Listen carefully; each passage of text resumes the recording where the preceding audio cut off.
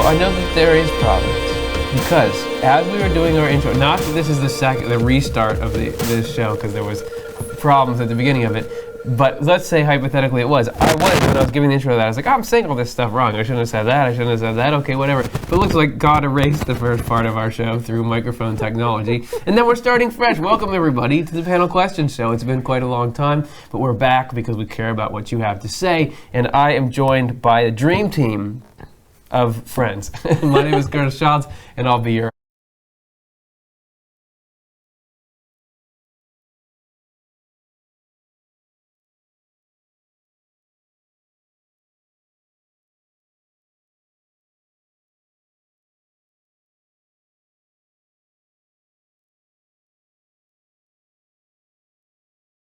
Thank you so much for coming. So nice, Curtis. And finally, we have Chelsea Odner, writer for Swedenborgian Life Show. Thank you so much for hanging out. Yes, so glad to be here. So excited to just get to talk through these ideas with all of you and see what comes out and really talk through them with all of you out on the TV there too. So if you want to be a part of it, just write your questions, get them into the chat right now.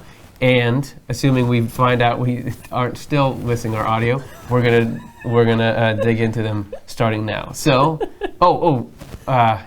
yeah, I was gonna say like and subscribe. I almost forgot it. And I'm like, do you still have to like it if we've already had a major error? But yes, you do. I mean, it's for YouTube. You got to. Okay, let's get serious here. What's the first question? Ashley Sherman asks, everyone born to this planet is here for a purpose through God. If we are given free will, how does God know we're going to make the decisions that lead to the purpose that He put us here for? Isn't that dangerous? If there's one sort of condition we're supposed to fulfill, and God gives us the steering wheel, aren't we in trouble?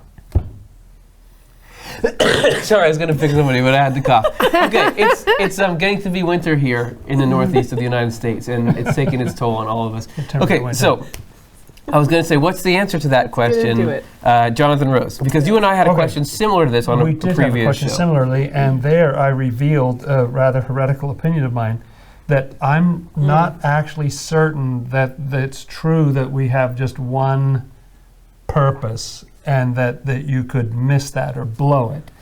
I've had the feeling sometimes in my life like I was seeking whatever God's highest will was for me, and then I felt like God was saying to me, well, I want to know what you're interested in.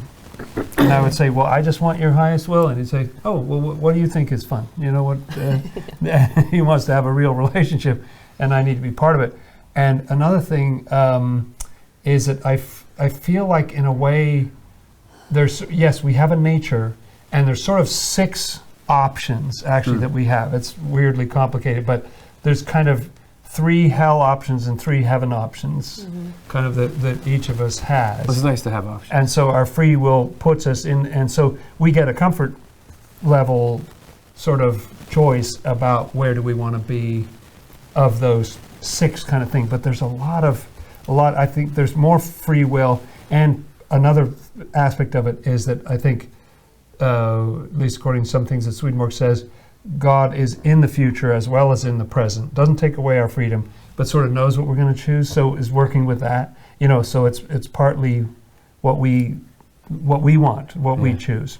It's getting into some like Back to the Future kind of stuff there. That's right. Excellent. Cara, do you have any further ruminations on that? I have some shadowy thoughts. That's what I'm talking about. It just occurs to me that I guess the Lord sort of creates each of us as this package of loves, of things that we love. But how that plays out, it's within the whole purview of providence, I'm sure. But how we discover, how do we discover what we love and how that affects other people? I don't know. It just feels like there's sort of like a choose your own ending kind of thing, even though there's a limited pool about what the choices could be, something like that. Yeah. I think, like I said, shadowy. Yeah. Good. No, that's good. I thought it was very clear. I think there's just been something I've been reading about where the Lord works through our affections all the time. Is always leading us in what we love. And I really wonder if, that there's some, it's a quote in Arcana Celestia somewhere where Swedenborg lays out that the Lord flows into us with his life into the very part of us that makes it seem as though it's us, like that we are of ourselves. So like there's this always this essential thing that the Lord's life is always flowing into us, but it can't help but make it seem as if we have life all of ourselves. And so there's something to the way that the Lord is leading us through what we love that always makes it seem like we're the ones having the fun of the life thing, and yet there's such a care in that, you know, like you can't move outside of the Lord's flow, Right. you know, but it's definitely something strange to contemplate, because does that mean we really have free will? But because love is such a sense of this is me, I'm doing this because I love it, but that's the Lord giving you that feeling, so you get both somehow. Right. And it also, I think, matters what kind of goals are we thinking, what category of goals are we thinking about. I also kind of subscribe to the idea that it's not that you have a purpose, which your purpose is to make a certain album at this point in life that gets released, like a sort of a tangible external goal. I think the goals would be more along the lines of you learn how to recognize what good and evil are and open up to love in a certain way. These would be sort of spiritual growth goals rather than time and space goals. Yeah, there is a Swedenborg quote where he seems to indicate that God knows what he wants to get out of our life, but the order is not particularly important. That's right. So it's like he's got a bucket list for us, but it's not like this has to follow this. So there is some of that latitude, perhaps, that you're talking about, Jonathan. He can take advantage of if this or that happens to us, or we meet this friend who influences us or something. Okay, let's go with that. You know, we'll put that in now. Yeah. In the end, it's not that we bear responsibility for the important things coming to us, but yet we also do bear responsibility for making these important choices about whether we love goodness or not. I mean, it seems like it's not where we go. It's not where we go horizontally. It's how if we go vertically or not. It's sort of the choice that we have. And can I say one more thing that's occurring to me is that in some ways the idea that you have a specific purpose could be hard if you feel like I missed it. I mean, I've felt that a lot in my life, like there was something I was supposed to do and I missed the boat somewhere along the line, I made the wrong choice or something like that. But I also think it's hard if it's a little more up to me. That's also hard too, because trying to figure out what I love and what do I want to do, it's like I just want to be told, you know, just tell me what it is, reveal it to me. I'll just try my best. Some directions. Yeah, right. They're both kind of tough, but I think the free will. He's big on this free will thing. I think the Lord is. And I think the overall thing is how do you what's your effect on other people? Do you have a good effect on other people? Do you have a bad effect on other people? Like that's what you're going for. That's the purpose. Yes, right. Right. So there's a general, not an event. It's more purpose. general. Yes, it's not that you were supposed to be at this restaurant, you know, on Wednesday or something. It's right. Also, there's the very heart of providence is that we should end up in some particular place in heaven. So I don't know how you square that. God has not just, he wants you to go to heaven, but he wants you to go right there and be this thing. I don't know how you square that with free will. I think you're right that it's something about, okay, just which level do you go to, but you've got your column in each level. I don't know. I feel like we've talked, right? Do we know the answer for sure? Talking occurred. I mean, I definitely, I'll just throw in before we move on, but just that I've got the sense of like, so this, I don't know, the way the question is worded, I don't know if this definitely gets at it or not, but like, as I do things and continue to just like live my life, I'm always amazed that like what I thought I wanted, 2 years ago or something is so different than where I am now. And like, but thank goodness the Lord has been leading me, because I wouldn't know, if it was up to me actually, I wouldn't know what would really feed me in a deep way. Like I feel like the Lord knows me better than I do in terms of what will really bring me joy. And so, I get the experience by making all these choices the whole way through, but thank goodness it's not actually up to me or something. I don't know. Yeah, totally. Yeah, that's really true. Yeah, and the less I have to do with it, the better it feels like. All right, let's take the next one. This is from King Lear. He asks, how do Swedenborgians answer fundamentalist, very restricted readings of the most exclusivist readings of the New Testament? None shall come to the Father but through me, etc. Because Jesus is this interesting mix of very open, ecumenical sounding statements and very targeted, specific prescriptions for spiritual life. So is there any way to rectify these? Does Swedenborg have any commentary on it? Dr. Jonathan Rose? I mean, there's a wonderful thing that Swedenborg says in his book, Divine Providence, where he addresses this exact, he sort of anticipates that people will have this question, because he's talking about how people from all religions can go to heaven, and so he's anticipating that people will say, what about the you have to go through Jesus thing? The way he describes it, the Jesus coming into this world sort of added this kind of human outer layer, if you will, to God. I mean, who knows how I'm doing with the deepest concepts ever in Swedenborg's works. But that thing was an upgrade that applies to everyone, whatever religion you are. So it's not about whether you know the name of Jesus. Name actually means the quality. If you're in touch with a quality of compassion and truth, then you are in touch with the name of Jesus, and you don't go to the Father, which means the divine love, except through Jesus, because that's who God is. It doesn't matter what you call him, Allah or whatever. That's who you're going through. That's who everybody's worshiping, whether they use that name or not. I don't know how that sits with people, but I thought that was a very interesting explanation of how you both get sort of the all religions can make it, and that's still true what it says in the New Testament. Yeah. Chelsea? Oh, I mean, I guess one other thought along those lines is, in terms of, Swedenborg's whole thing is this inner meaning to the literal text of the Bible, and he says when angels read the word, the literal meaning just essentially dissolves. I mean, it's just not even there. No remnant of it remains, and they just are connected to the essence, to the message of what's coming through it. And so it's us, when we read it in a very sort of materialistic way, that we can get really caught up in the crosshairs of just the thicket of confusing things that make it seem like, well, Father, so that means God is only this male being, and and just there's so many things that we can get confused about, and so that in itself just means, okay, take a minute and get a little distance from the literal sense that might be really confusing my black and white mind or something, and then try to get at what is the overall message that's coming through this. Yeah. Awesome. Do you have any thoughts, Carter?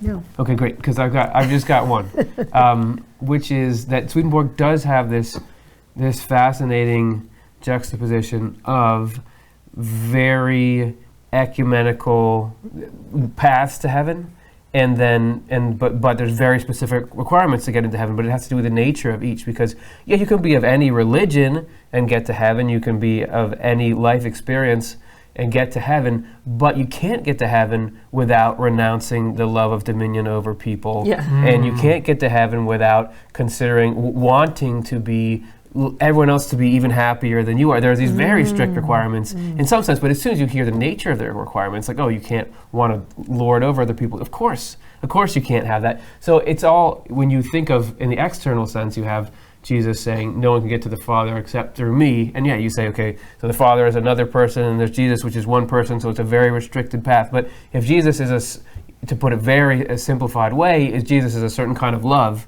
you have to have that love to get to the experience of bliss and peace that's in heaven, then it seems like, of course, so that's where the specificity happening in the New Testament is true, but the reason the fundamentalists would be misreading it according to Swedenborg is they don't know what Jesus is and they don't know what the Father is. Yeah. Other than that, you're very close, and that's no offense. Okay. Anybody else? Yeah. Yeah. I was hearing this interview today with Richard Thompson on the WXPN, so musician and stuff, and he had this song where he references Micah, and I was really interested in this, and talks about the bones and the flesh of Gilead and stuff. And the interviewer was saying, isn't that a little bit like a dark, end times sort of, just all the prophets are just sort of you'd better or else, just hammering away in this super intense way. and really like threatening language. But he was able to just say no, like, and clearly in his song too, it's this like promise of healing. And I was like, yes, that's awesome, because I think that is like, people want to get as far as they can from the Bible because it seems so ugly and mean and angry. But when you really get into it, especially from a place that's centered on like, this is divine love wanting to just get to you, you know, through every means possible, just like really wanting to free you from the loves that would, you know, just further dissociate you from having, you know, wonderful relationships. Then it just becomes this like, great, somebody's rescuing me from this situation. And, you know, so it makes the Bible seem a whole lot more warm and fuzzy. I notice when I go into the Bible, including the Swedenborg, I have such a high tolerance for disturbing imagery and that kind of thing, because I know, listen, I know the brand, I know the director behind this. It's not really it's fine. It doesn't really mean that. It's just stuff that's why, I mean, that's part of what we wanted to start this show for, is that when I read Swedenborg's writings and through my understanding of them, the Bible, all I just see is like love, love, love, love, love. Yes. This is so great. But I can tell, if I didn't have this particular interpretation of it, I would develop that muscle. I would say like, whoosh, you know. So that keeps us in business. All right, let's go to the next one. Thanks, King Lear.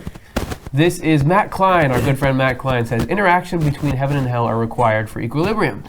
But why does God allow some to be so open to overwhelming voices and influences from hell, like schizophrenics, pushed to suicide? So it doesn't seem like in every case there's an equilibrium.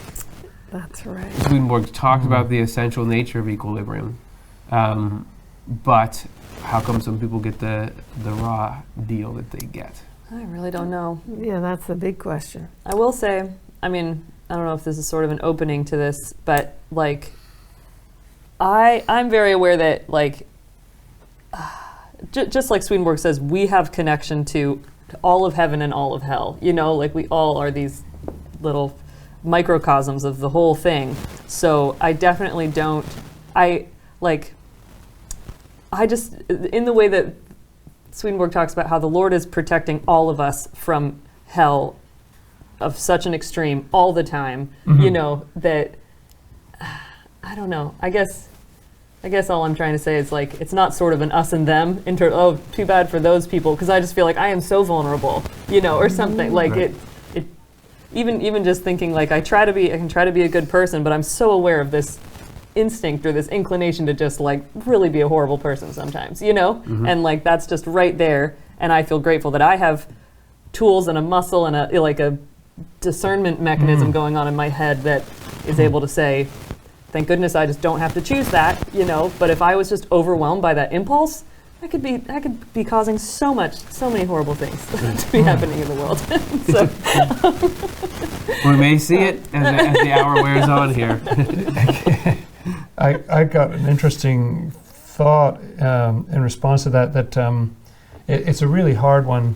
I think of Wilson Van Dusen's book about the presence of other worlds. I think that talks about the presence of spirits in madness, and he talks to people who have all these dark voices with them, but those people do now and then have a good voice.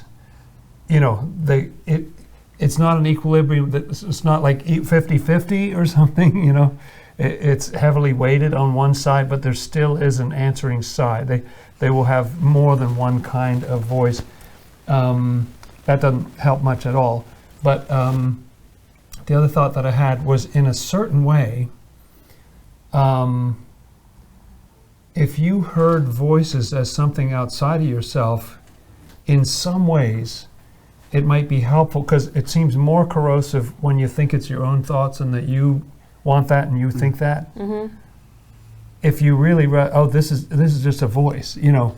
And the work that we've talked about before, that Jerry Marzinski has done with people like this, it really does seem like he's able to bring them to a point of choice about what they do with that. I'm not saying it's not a horrendous situation. It's a really, really tough question. But maybe something being outside. I've even heard with people who are medicated that the voices sort of turn inside their head, and then when they get off the medication, they turn out and become more externalized, and you know, even where they hear them in their head and that kind of thing. And so I don't know if that helps in a way to differentiate between yourself and that thing. You're more, in some ways, vulnerable if you think it's just, no, I'm thinking this. I really want this. Yeah. This is what I want. This is what I love. Yeah. Right. So possible sort of silver linings or some kind of spiritual function even within these horrific situations. Yeah. Yeah, that's what I'm hoping. I mean, Swedenborg talks about how we all have this part of our soul that's an inviolable Yeah. connection to the Lord, and that I just hope that is, remains intact somehow, even when the outside, what we're seeing and what the person is experiencing, to all appearances is horrific. I'm hoping there's something in there that is just held sacred above the fray, as it were. Or something. Yeah. And if, the fact that you get these wonderful New Testament miracles where people, and Mary Magdalene had 7 devils and then she's just like so happy and weeping to be rid of all that. You know what I mean? Like it's, those who are forgiven much or love much. And if some of it's just literally from the body, if just from brain chemistry, from stuff like that, at least it's not much hope, but at least when you reach the end of your physical life, some of that may just fall away. It's just like, whoa, I don't know where I was or what was going on. Yeah. And somehow the Lord's got you covered. I don't know, but that's a hard one. I would say, first of all, I don't want to act like, I'm going to justify the way that life is. Yeah. Because I'm as frustrated by how life is as the rest of us. Absolutely. That That's right. said, Here.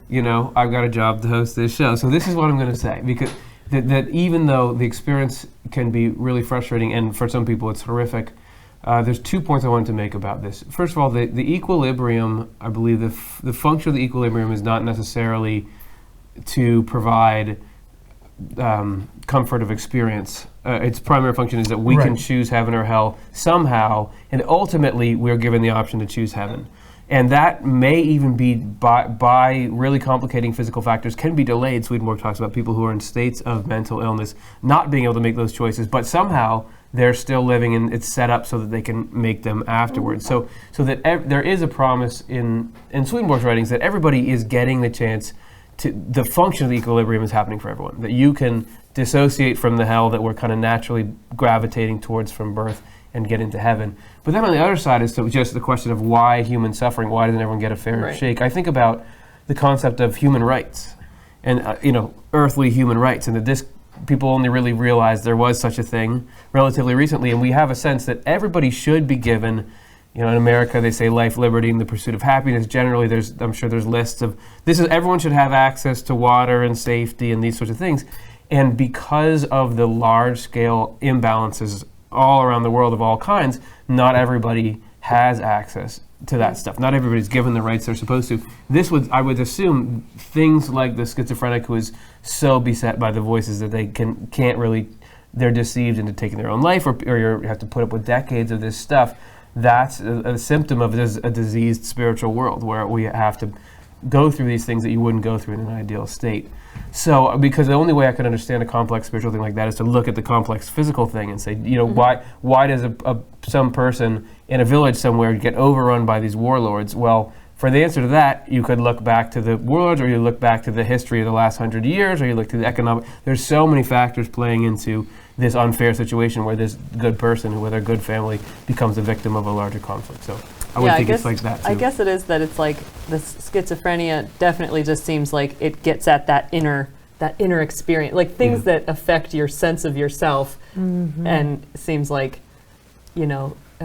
it's it's a worldly thing, and yet it seems like it's crossing this line of like it's challenging the idea of, are these spiritual forces really at play in a fair way, ultimately. But it's true that if you think about it in terms of health, there's people who just get struck with so many, health problems that just, beset them for the rest of their lives, and that even affect their minds, even if it's not extreme or ends in as traumatic as a way as like suicide from schizophrenia does. But I wonder. I'm always amazed reading comments from people who watch our show. They really seem helped by these ideas. Like when I get overwhelmed by like, oh, the way the world is, I think hell loves for us to get really upset about things in the world that make us feel like we don't have anything we can do can't about change it. You know, like they love that. Like, great, feel more worse about that. And so I always like to bring it back to, well, what would be a specific experience of like, when's the next time I might cross paths with somebody suffering in this way, you know, or go talk to the people who work in mental health clinics, like the people I know who watch our show, who really feel like, wow, this helped me when I was doing my rounds in the ward tonight. I got to really help this person who was dealing with their voices or whatever. You know, like there are real, when you look down at the specifics, there's people who are really helping other people who are suffering with this, but there's the Lord right there, you know, even in the craziness of like, who's me and who's not me, and, you know, I just want to get out of here or something. You know, it's like Mr. Rogers saying, look for the helpers or whatever. But anyway. Yeah, and I think the point of choice, like there's a difference between having a choice about what you're going through, and a lot of people, a lot of the time, don't have much choice about what they're going. You know, you could choose, hopefully, to think about this as opposed to that, or hold it this way or that way or something. But I tend to think that a lot of what we're going through is to find out how do you feel about it. It's not like, you know, like you can hate something and that's still advancing your spiritual life because you're hating that, right? I mean, if you hate, you know what I mean? Yeah. That's still, your heart is choosing something about, like, I hate hearing those voices, or I hate that thing from hell. You know, that's going to help you after death. Right. Like that's a good thing to hate that, you know. Right. Maybe hate's too strong a word, but you know what I mean? Like you're sort of voting with your heart all the time. Yeah. All right, that's good. A lot of good thoughts on that one. Let's go to our next question here. Take a break to. Okay, we have technical difficulties. Maybe you're already aware of them if you're hanging out at home and something's going wrong. News to us, but we'll be back in a few minutes. There's a code in the broadcast industry that no matter what goes wrong, we don't tell the audience what it was that went wrong. So while to you may tune back in and say everything looks exactly the same as it did before. There's actually a change we had to make. But what we didn't change is our enthusiasm to look at more Swedenborg-related questions. Yes. That's right. So let's get on it. What's the next one? Thanks for sticking with us even through that break. As a reward, we'll do a good job on this next one. Yeah. I didn't look at our viewer count. No, this is the same So we're one. So we're going to go to the... But thank you, Matt Klein, for that. That's a great question. Crystal Light 7 asks, if we are all at different spaces in our journeys in the afterlife, how do we live with family or loved ones if they are in a very different space in their journey? If somebody gets a 25-year jump on you, are you ever going to catch up with them? I'm really asking. What do you think, Well, Cara? you know, the first thing I've got to say is that we are so addicted to thinking in terms of time and space down here. Yeah. Yes. And that just ain't the way it is up there, they say. And so I think it's one of those things that we can't wrap our minds around. If the present and the future are all happening at once, then woohoo! Everything's possible. I don't know. Right? Yeah, and I think Swedenborg does. It's one of those things where I feel like depending on where you're reading, he talks about it a little differently. Where in some places he describes communities in heaven, you know, everybody being at different levels and then being entirely distinct. And then he sometimes describes like communities where you have in the middle the sort of more love-centered ones, and outside of that, like as if you have this sort of mix of different qualities of people that all live together in a community. I mean, for one, like he says, your family, it might not be your grandfather, but that guy is like the grandfather or something, you know, or like your relationships to people's so there are within your community, there might be people who are further along than you as far as like afterlife journeys go, but they're still right down the road, you know, or something, I think. Yeah, and it makes me think of Swedenborg's story where he talks about visiting heaven. He goes up for a wedding and he describes what's going on there. And in the morning, I love their schedule that they have. It's a really awesome schedule, you know. It's like better than France or something, you know. It's like they work in the mornings. And so everybody disappears inside their house in the morning. There's like zero interaction. they all go in. You don't see anybody out on the street all morning. And then in the afternoon, they all hang out and they're social with each other. And then in the evening, you hang out with your people at home, your loved ones and your immediate family.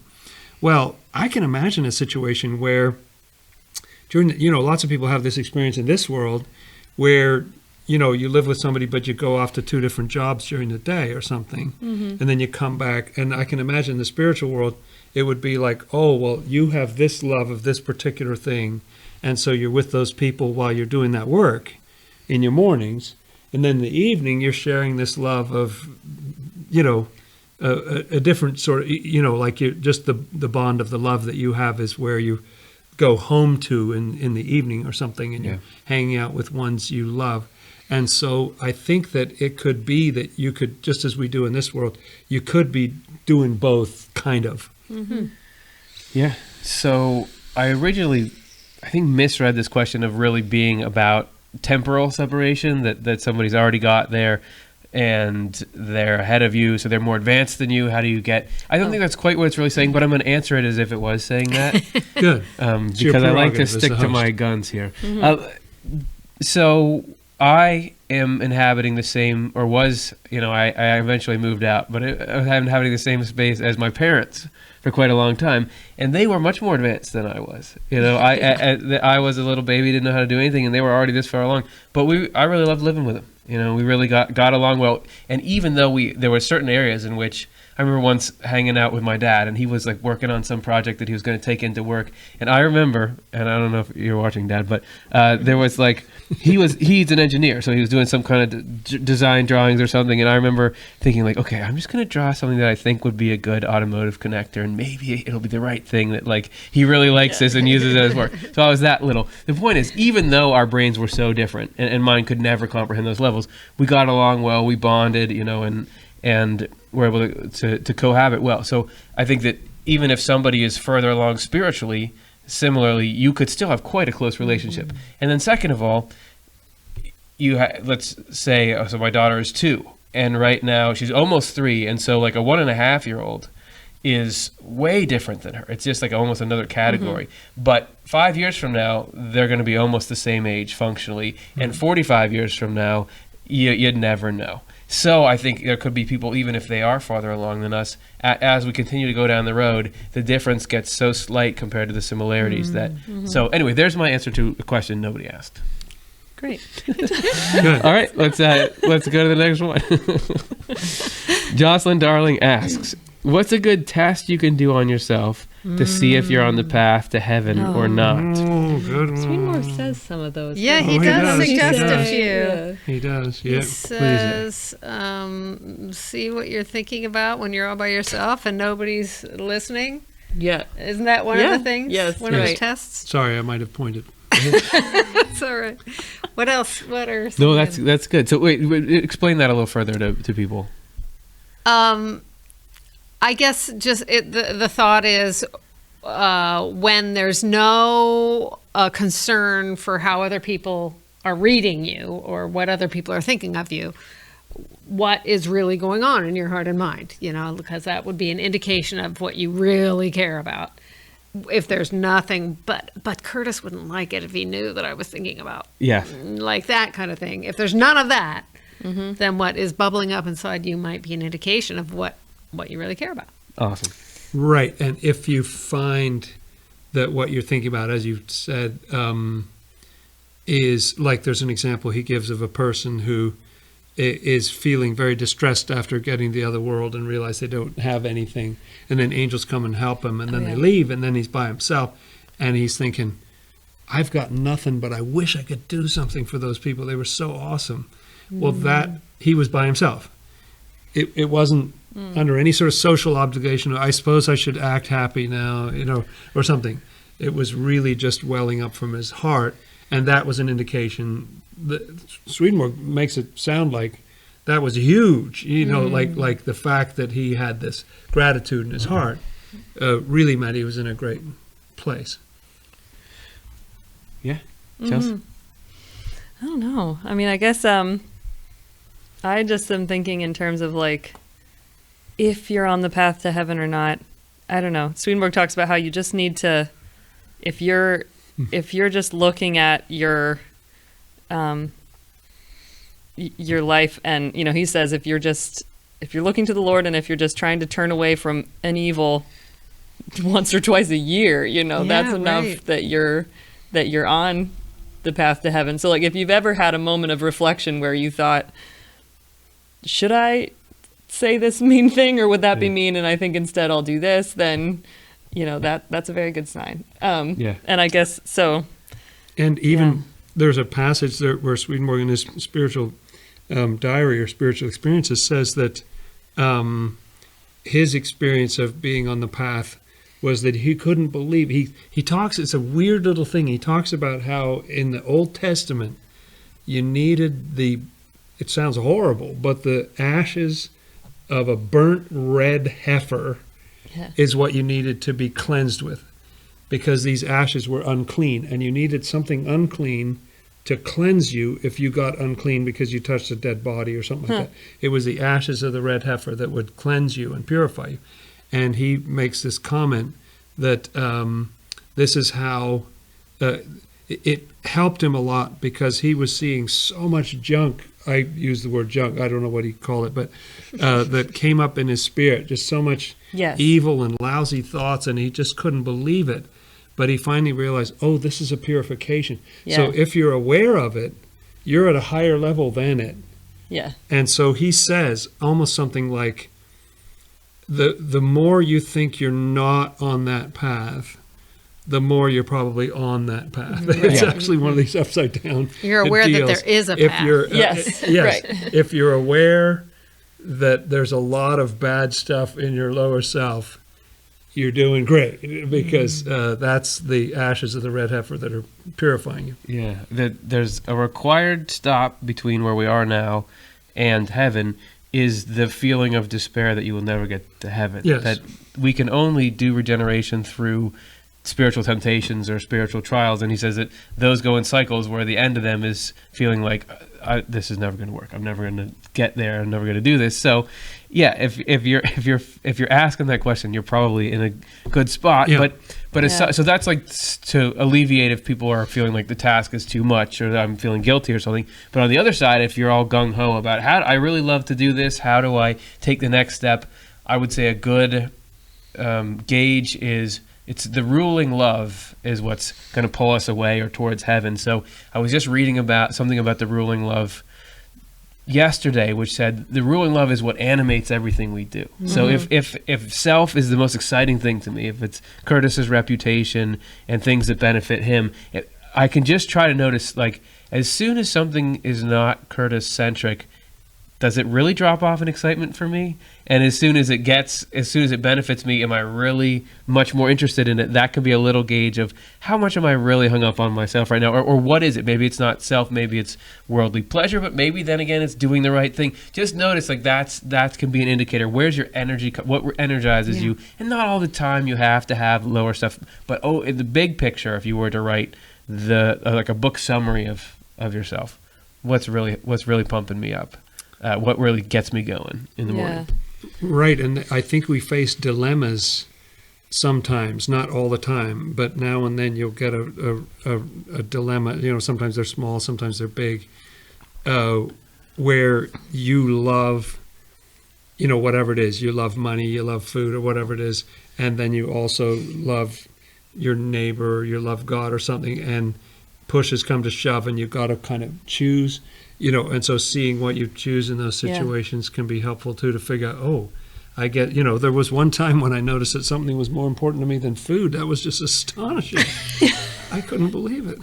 Yeah. What kind of food? Yeah. And I think and at the same time, food, sure. It's that whole, like, don't despair if you do notice, if you realize, I keep choosing myself, because that awareness is itself heaven drawing you forward, because then you just get you get to feel great when you finally have that moment when you're like, wow, I didn't choose the total, self-sabotaging, hateful thing that I usually do, or whatever. No, I'm excited nice.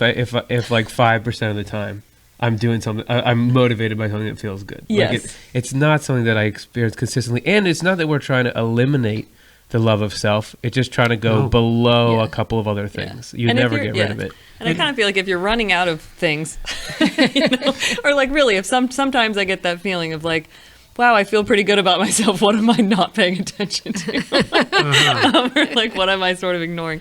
But I do think, you know, that's what the 10 Commandments are always there for. Like, they're just a great backdrop for like, how, you know, let me just think about these things. And sometimes I realize, wow, I hadn't really thought about how that thing that way is coveting in a way that I hadn't thought about before, or something. You know, like there's just, or there's this, or something. There's always, And yeah. I'm picturing the ocean right now, where just a given way, the waves go up, the waves go down. You can't really quite tell, is the tide coming in, is the tide going out? It's just always up and down, up and down, up and down. But something that, you know, like scientists measure over a long period of time is the ocean up a couple of inches from what it was. If we can look at our own lives and see, Nice. am I slightly Good better point. than I was like 5 years ago? Yeah, or 10 years ago, Or when I was younger or something, am I getting somewhat less self-centered? You know, that's a good indication that you're on it, because it's a long game. Yeah, it's a long, right. long Yeah, game. not just thinking about, like, It's last not week like, versus this oh, week or this morning I was in something. a good mood and now I'm Yeah. snapping and biting people's heads off or something. Yeah. That's just one little wave, you know. But That's a good point. Yeah.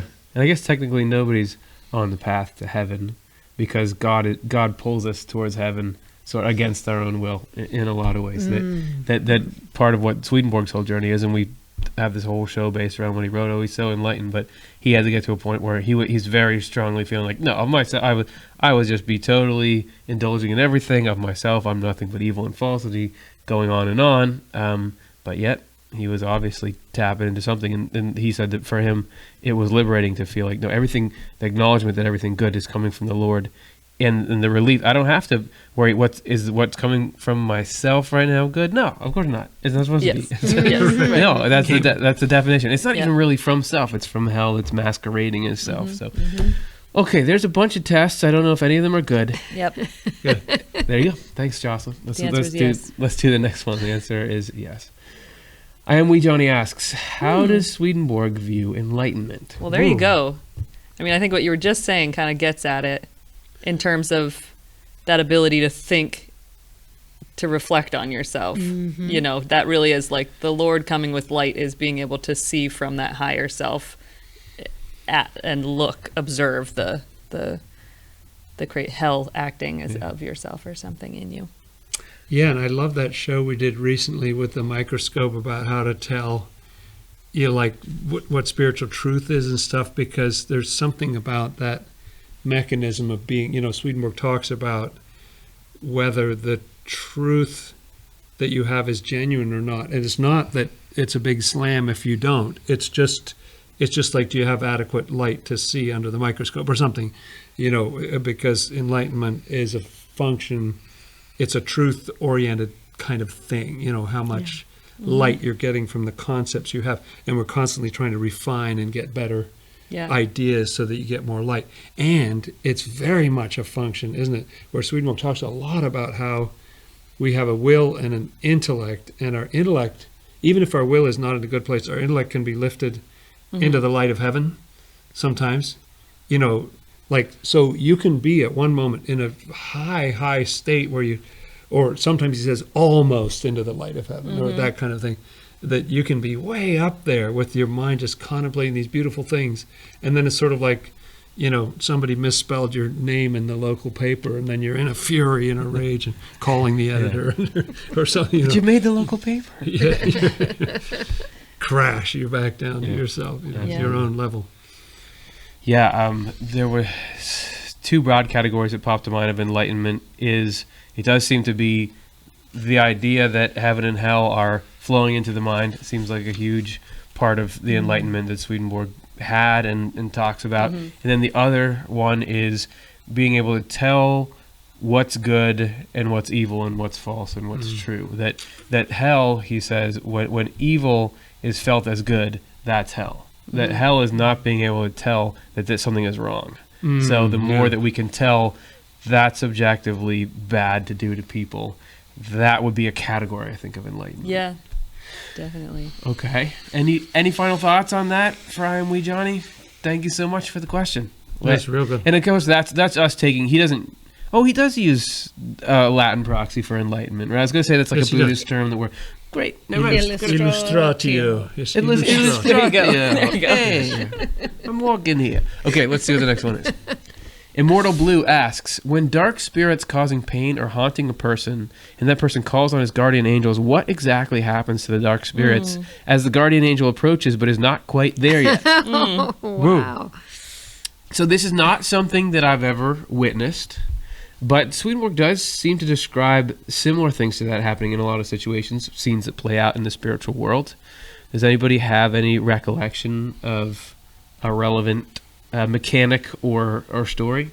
I loved what Conrad Leslie shared about in our show on what did we end up calling that? Something after Angels After terrorism. Terrorism. Yes, Angels After Terrorism.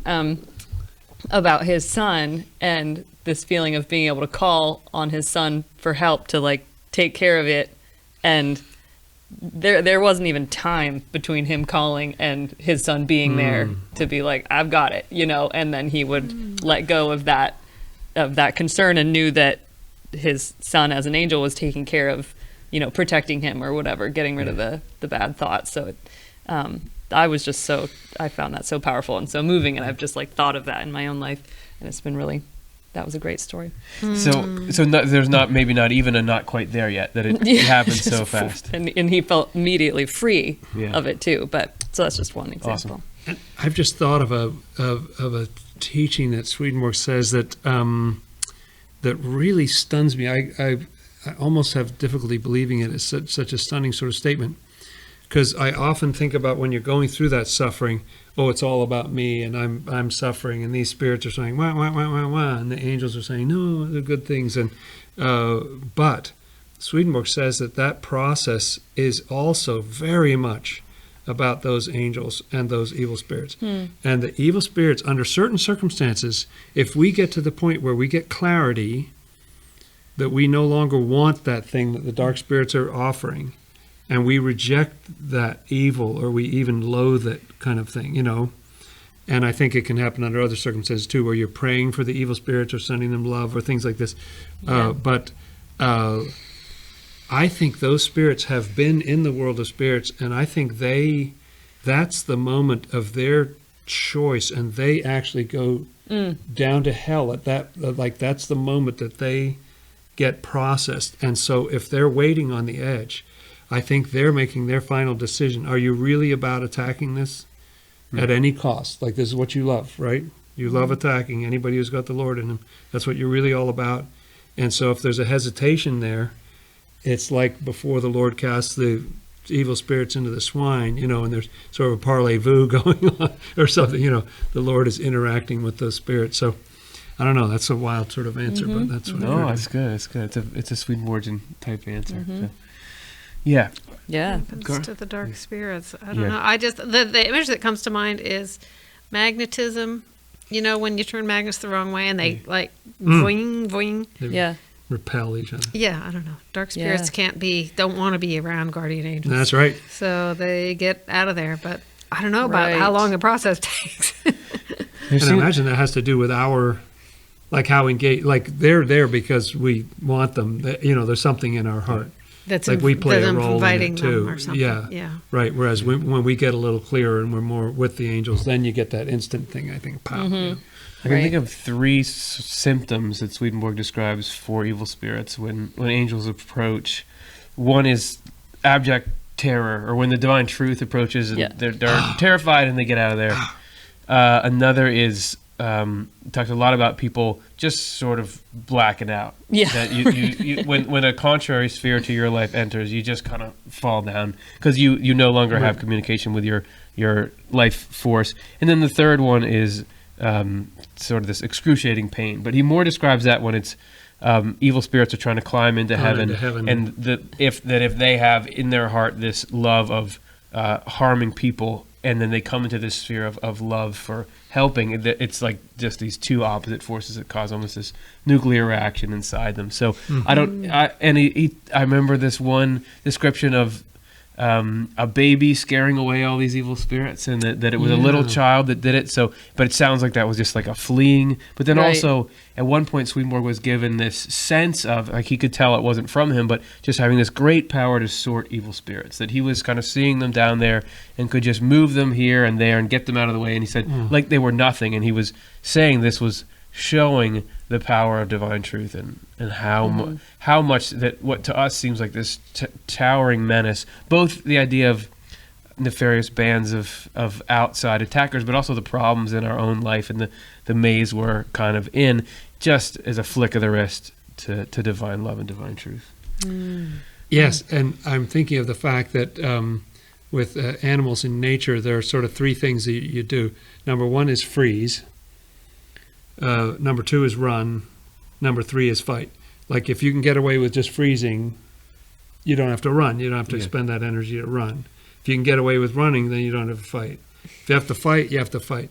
And I think evil spirits would go through something like that, where first of all, just like, let's be still and maybe the angel goes away or something. You know. But if it's more intense, then they've got to bolt, and if that's no good, then they've got to turn and attack, and that's when the end for the evil spirits is when they attack, when they make that choice.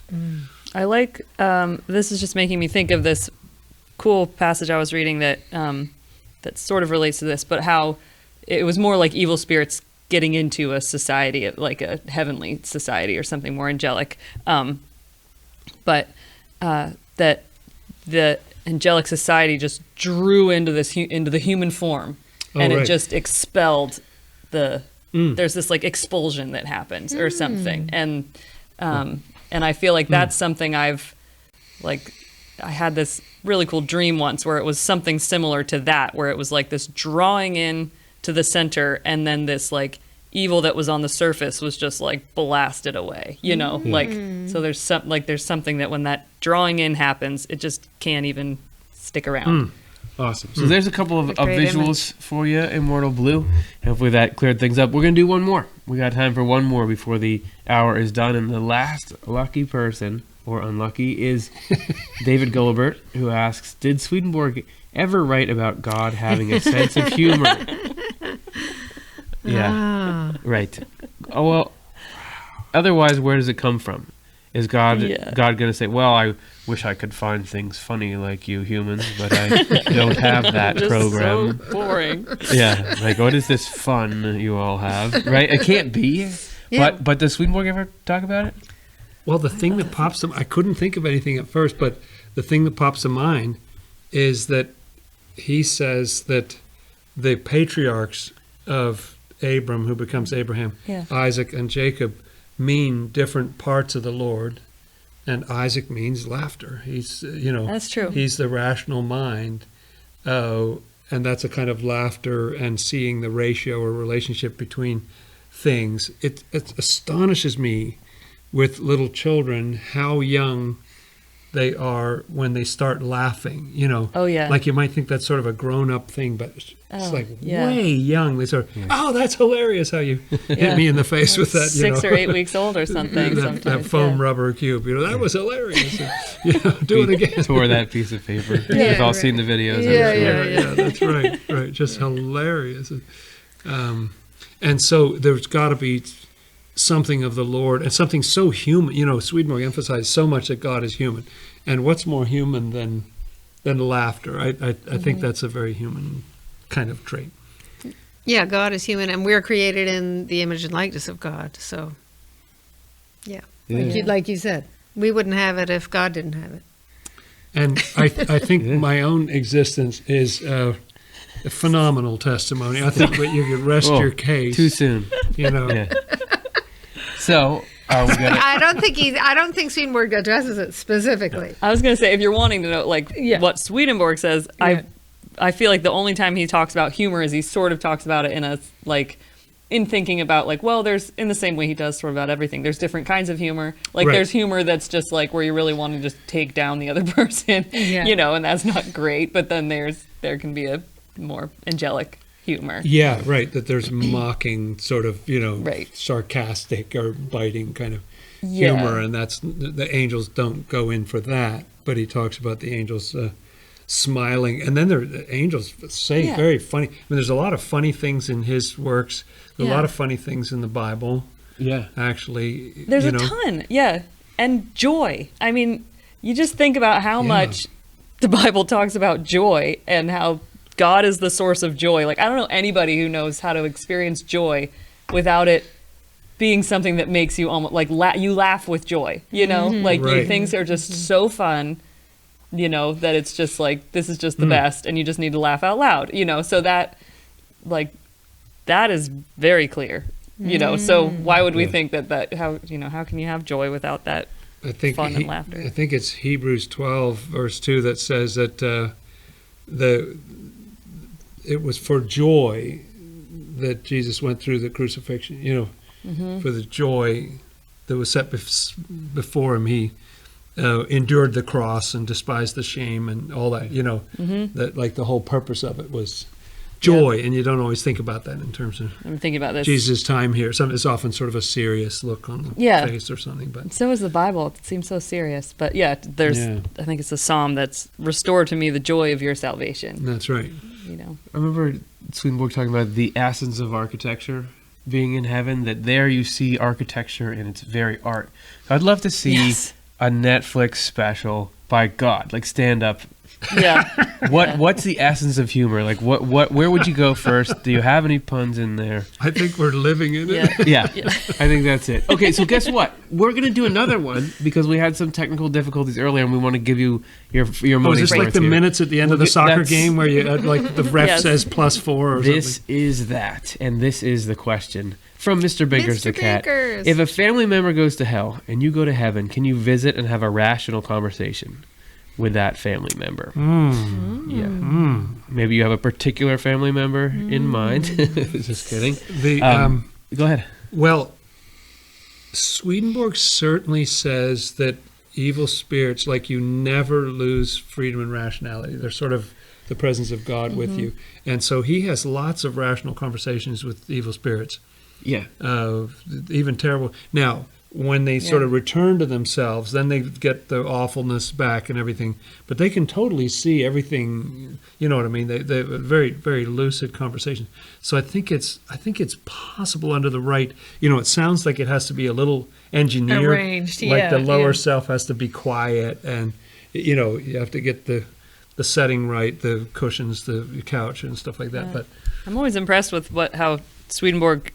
The kinds of conversations he relays of having with evil spirits is they're very upfront and honest about the kind of thing that you'd totally try to hold back in this world. You know, so they're very like, yes, I love to commit adultery. It is the joy of my life. Or just so it's not necessarily rational, but it's honest. And that might be something you could have that you couldn't have maybe with that. With a family member in this world.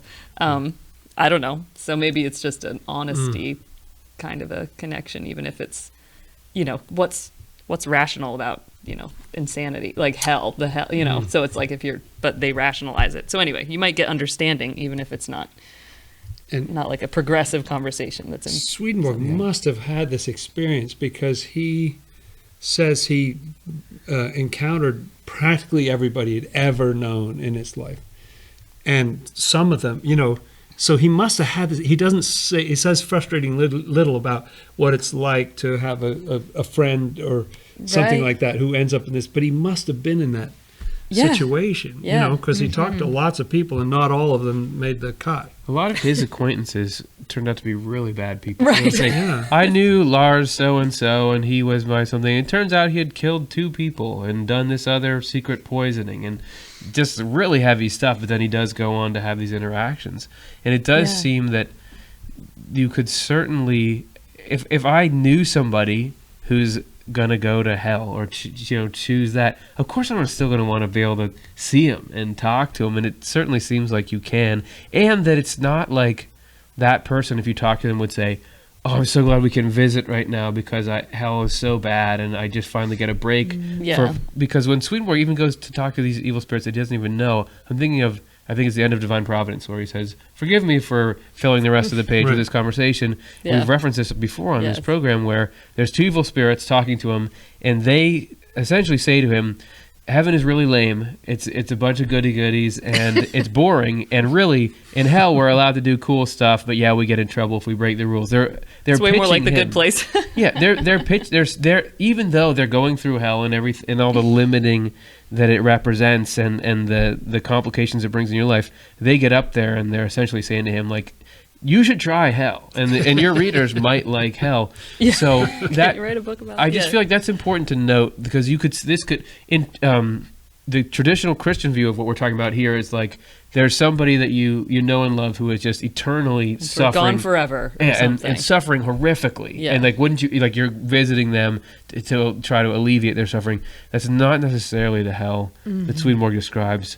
So there's that alongside. Yeah, you could have very rational conversations, but it just doesn't seem like it sticks. Right. Doesn't last long. It's not Right. necessarily like you're. I don't know. Yeah, about like Yeah, you making probably progress in couldn't- a Yeah, relationship. you couldn't or be able to something. change each other's minds or anything. Yeah. It'd still be heartbreaking. But the people that you're with in your community feel like your family and your friend. You know what I mean? So there's a family that kind of takes over, even though that's going to be painful to see. Oh yeah, that person was kind of my. It must be some kind of special dispensation or something. Somewhere Swedenborg talks about how you, in the other world, you go to the place where you can breathe. Right. Yeah. And so I'm sure the air in heaven is different than the air of hell. So somehow there would have to be like a special Yeah. atmospheric chamber or something. Yeah, where right. In the world you of could spirits, get with lower together. earth or Yeah. something like Yeah, that. something gets put to sleep, and yeah, that's right. And for the good, sometimes there's some protection. Yeah, You know, that Swedenborg right, experienced, where there was that sort of bronze wall or something that, you know, there's some sort of workaround, but it Yeah. sounds possible. And Swedenborg also talks about people in hell hopefully getting processed to a point where they can provide some kind of menial use. So it could be that, you know, even though your nightlife is kind of seedy, during the day you've got your day job. It could be that you could be working alongside somebody who they're doing that thing, and you can kind of get along with them. You know that they're not going to want to come hang out with you afterwards, but Yeah. there could be that kind of there's all kinds of Maybe, yeah. potential connections, because I think that's the whole point is how much can we possibly get people loving each other. That's right. Good point. And the Good Lord point. loves everybody, is present with everybody as much as possible. That's the theory, anyway. Yeah. Good. Thank you, everybody. So, everyone who's at home. No, it's true. Yeah, I know. I mean, I know it as well as I know anything else. I hope that was on display throughout this whole show, that we know some things, sort of, and we want to thank all of you for participating, putting up with the technical difficulties. I kind of like them. I kind of feel like they add That's some sort of a fun- excitement and spice to it. And actually, I really feel cool talking into this like podcast or side mic thing that I have going on Very nice. with that sort of floppy mic cover. And windscreen. God bless the crew who hustled Oh, to get this man. totally switched around Yes. in about 3 minutes. That was Yeah. cool. And everybody out there, if you didn't before, do you want to like and subscribe now? No? Okay. Well, maybe next time. Maybe we'll get you next time. If you want to support this kind of stuff, make it possible for us to continue to work out our difficulties, think about Patreon. This is a monthly donation you make, a little one, you sign up, and then we give you behind-the-scenes content, and that sort of thing. It's just a way that, as a nonprofit, this is how we do it. So if you're willing to be part of the engine that drives this, we'd love to have you there. And I want to say thanks to the whole panel, Cara, Jonathan, Rose, Chelsea, for coming in and talking. It's been really fun. Thanks, Yeah, Curtis. should we Yeah. say anything about next week or Definitely. stuff I like thought that? I was trying to think of like what's the most polite order, and I was like, maybe we thank these guys. Here I am trying to do your job. No. Because if I had forgotten about it, you never would know. I could have been like on my way out the door. So I will. Do you want to talk about the next show? Next show. It's the network show. Yeah, we are doing a show about network. No, you should talk about it. We talked in this panel questions thing a little bit about heaven and hell are coming into us all the time, and this is a central tenet of the universe Swedenborg describes as you have these hellish influences and these heavenly influences. We also touched in this show on the free will issue and that there's a balance and an equilibrium. How does all that work? Why are we put next to heaven and hell? And what's if you're going to put us close enough to hell that it can cause problems, you better have a good reason for doing it. Why don't you just connect us only to heaven? And if you did, what are the pieces and organization and arrangement behind that? That's what this next show is about. Yes. The network by which not just we get a connection to good and evil things, but the network by which we can even live. Yeah. So that's if you want to see that, tune in next week. And then the thing about Facebook. If you guys want to, if you want to have the experience you had tonight of being able to be in the chat room and type in things and react to us as we go, but you know YouTube, it's not gonna be live next week. You can go to our Facebook page. Just search Swedenborgian Life or Off the Left Eye on Facebook. You'll find us, and we do a premiere there. So you can be watching and commenting because we upload it both to Facebook and to YouTube. So if you want the live chat experience, obviously we won't be interacting with you, but live chat on Facebook premiere. Yes. All right, everybody. Thanks so much for everything. Everybody, we'll see you next week.